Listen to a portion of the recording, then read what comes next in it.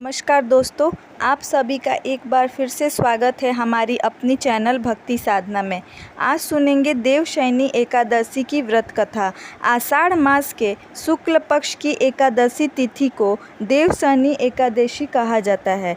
इसी दिन से भगवान विष्णु शेष सागर की अनंत शैया पर गहरी नींद में चले जाते हैं। इसके बाद कार्तिक मास की एकादशी तिथि को भगवान विष्णु योग निद्रा से निकलते हैं और इसी दौरान भगवान शिव सृष्टि का संचालन करते हैं।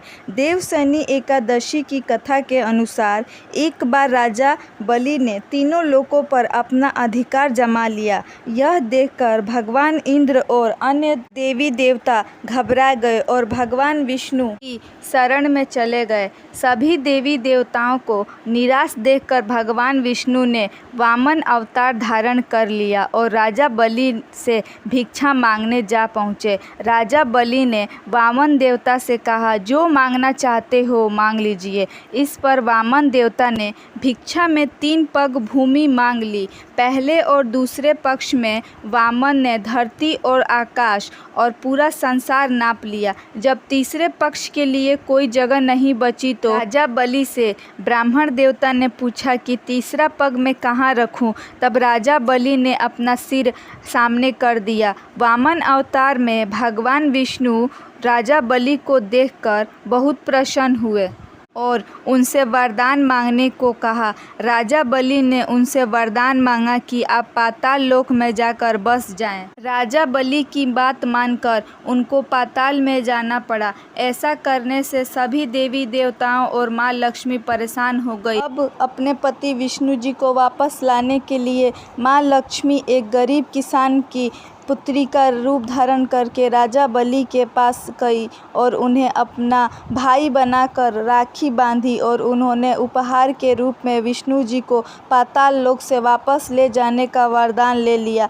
माता लक्ष्मी के साथ वापस जाते हुए भगवान विष्णु ने राजा बलि को वरदान दिया कि वह प्रत्येक वर्ष आषाढ़ शुक्ल पक्ष की एकादशी से कार्तिक मास की एकादशी तक पाताल में ही निवास करेंगे और इन 4 महीनों की अवधि हो उनकी योग निद्रा माना जाएगी। तो यह तिथि देवशयनी एकादशी की कथा। देवशयनी एकादशी व्रत कथा का वर्णन भगवान कृष्ण ने खुद युधिष्ठिर से किया है। सतयुग में माधना नामक एक चक्रवर्ती राजा राज करता था। उसके राज्य में 3 साल तक वर्षा नहीं हुई थी, जिसकी वजह से राज्य में भयंकर अकाल पड़ गया था। काल की वजह से चारों ओर हाहाकार मच गया। राज्य के लोगों के अंदर धार्मिक भावनाएं कम होने लगी। राजा के पास जाकर अपना दर्द बताती। जैसे राजा भी बहुत चिंतित थे। राजा मानधाता को लगता कि आखिर ऐसा कौन सा पाप हो गया है जिसकी हमें सजा मिल रही है। इस संकट से मुक्ति पाने के लिए राजा अपनी सेना के साथ ब्रह्मा जी के पुत्र अग्नि ऋषि के आश्रम पहुँचे। अग्नि ऋषि ने उनके आने का कारण पूछा। तब राजा ने हाथ जोड़कर कहा, ऋषिवर, मैंने पूरी निष्ठा से धर्म का पालन किया है। मेरे राज्य की ऐसी हालत क्यों है? कृपया करके मुझे इसका समाधान बताइए।